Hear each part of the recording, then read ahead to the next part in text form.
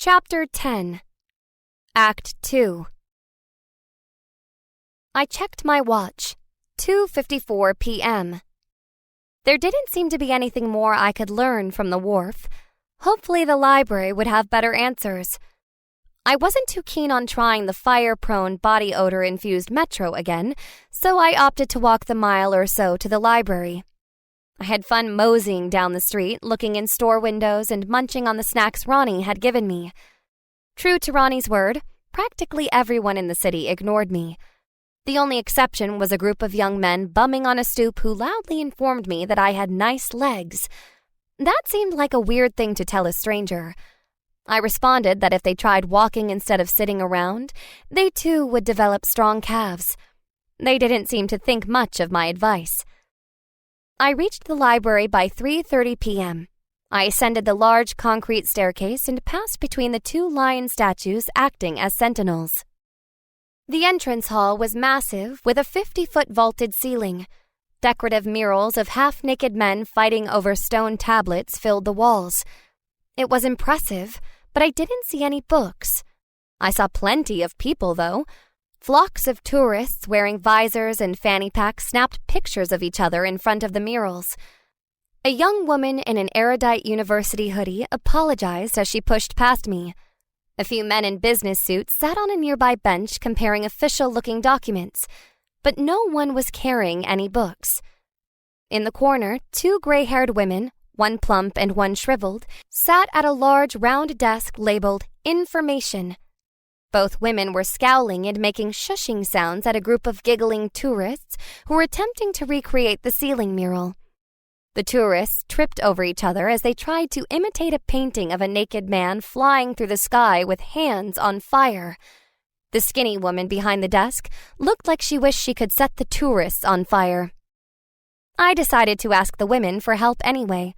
Hopefully Ronnie was right about old women only looking mean. I caught the eye of the plump woman as I approached. Her name tag identified her as Assistant Librarian Ethel Potts. "There are no public restrooms in the library," she said before I could say anything.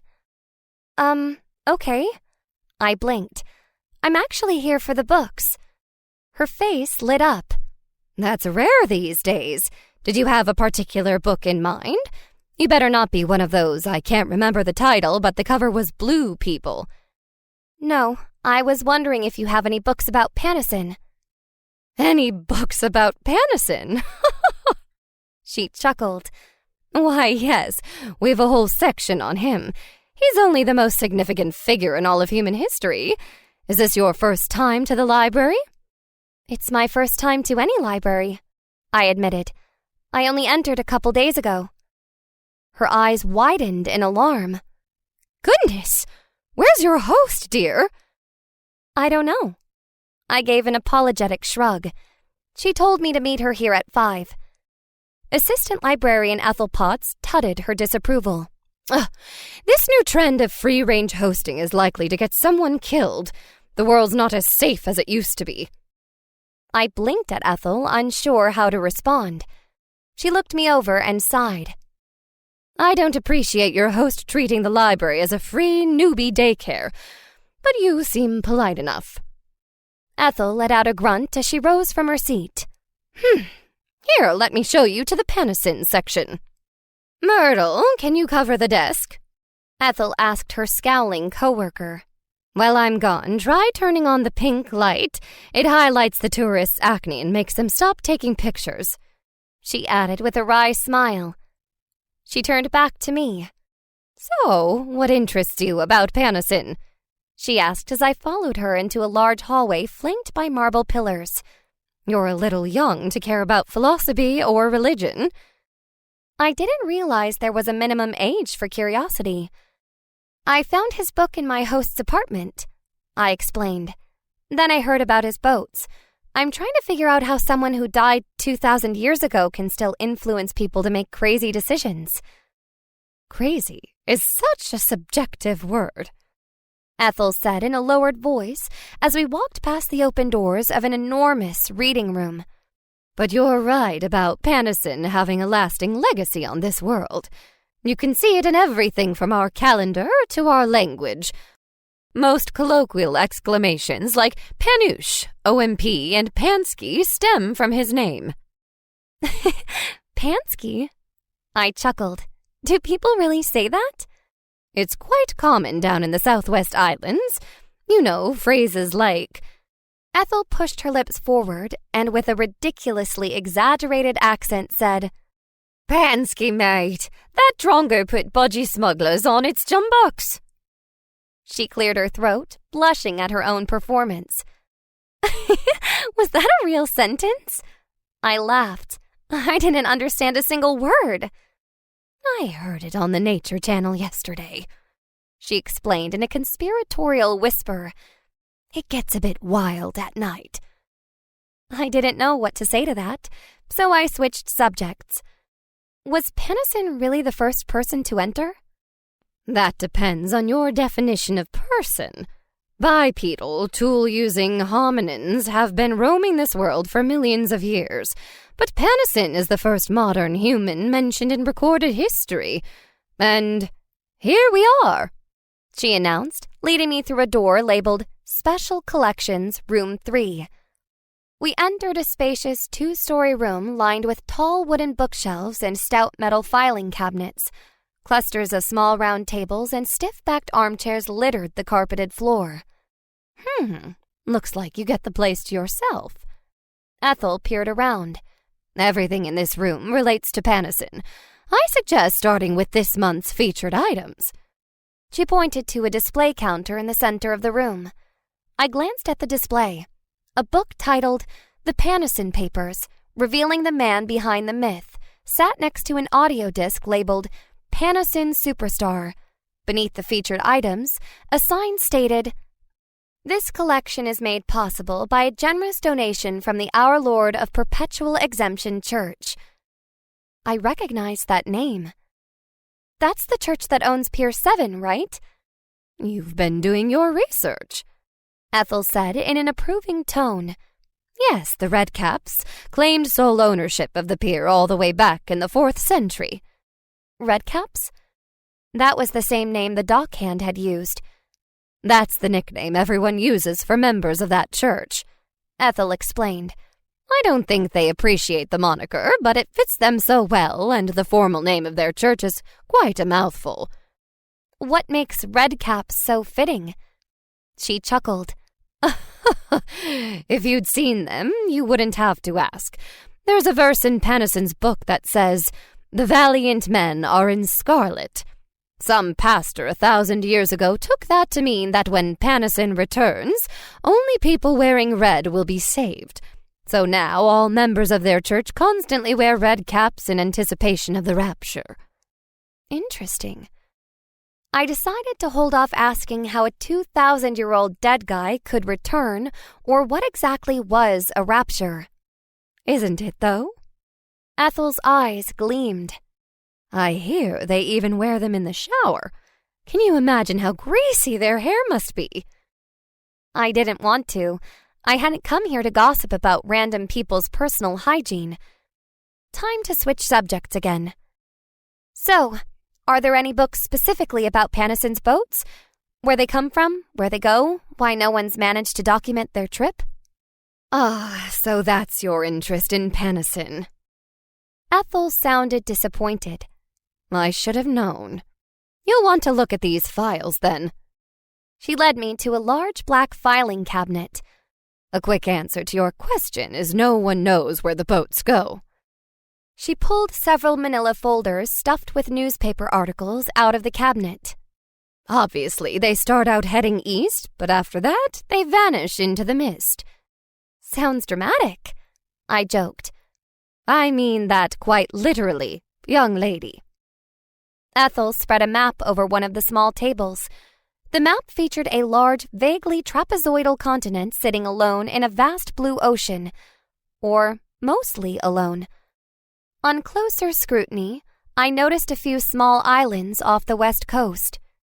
So, this is where we are? Ethel pointed to a star near the northeast corner of the continent. When Panosyn's boats leave, they head directly east. She traced the route with her finger. "And this is where we lose contact." She pointed to a spot in the ocean about an inch away from the star. "That's where the boats are swallowed up by some sort of mist?" I tried my best not to sound facetious. "Exactly." Ethel stood up straight. "Starting on the 40th meridian, the warm easterlies make a dense perpetual fog over the ocean, and for whatever reason, magnetic fields, negative ions, who knows? Compasses stop working there as well. Several intrepid parties have attempted charting those waters, but without any reliable navigational instruments, they all end up wandering around in the mists until they eventually come out the same way they went in." "But Panosyn's boats don't come back out?" "No." Ethel shook her head.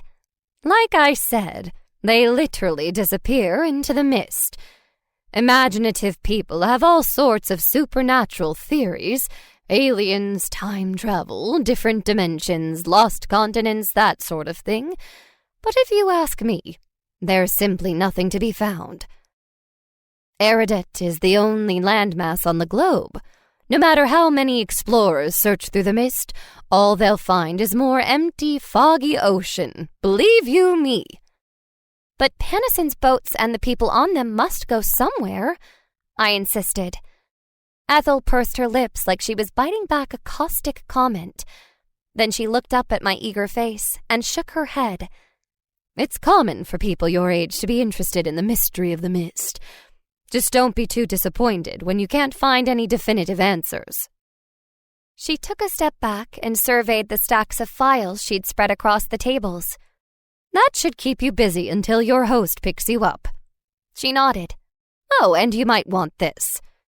She unlocked a nearby cabinet and handed me the hand-sized black rectangle she found inside.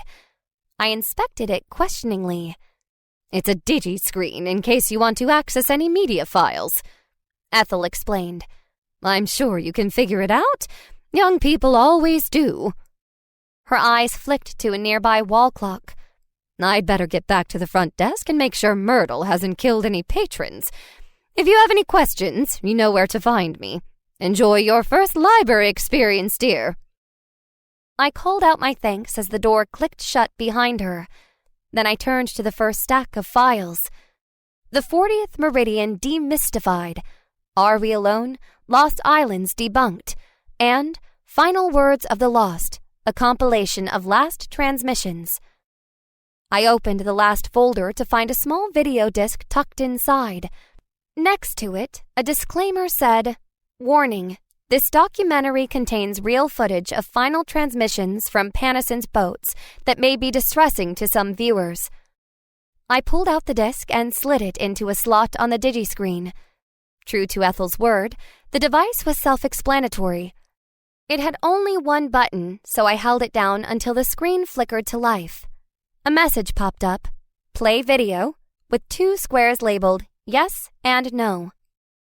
I tapped yes, and ominous music filled the tiny speakers. The black screen faded into a wide shot of a foggy ocean. "Many have ventured into the unknown," a husky-voiced woman narrated. A montage of people flashed across the screen. "This is Captain Oliver of the Dauntless," declared a square-jawed man. "The Gunderson family," sang 5 perky people in matching sailor suits. "Pastor Dave," smiled a wiry man in brow-lined glasses. Dozens of people of all ages, colors, and sizes stared confidently into their cameras and announced their names.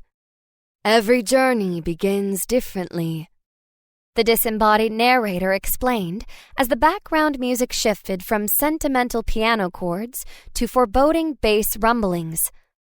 Another montage of eager faces and sound bites danced past. "I know my father's out there somewhere." "First sighting of the mist on the horizon." "Feeling a little nervous for myself, but excited for science." "We'll be the first to make it around." "Our equipment is state-of-the-art, fog-proof, and transmission guaranteed." "His guiding light will lead us through." The menacing music swelled as the boats approached the fog. Then it came to a screeching halt. But they all end the same," the narrator whispered in the silence. The speakers erupted with the scream of a dozen violins scraping their bows discordantly down their strings. Panicked faces and wild eyes filled the screen. "What's happening? Do you feel that? I think we should turn around. Oh, Lordy, Panosyn, take the helm! Hold fast!" The screen split into 20 different scenes of dark mist enveloping boats. One by one, each scene abruptly changed to buzzing static until the entire screen was filled with crackling electronic fog.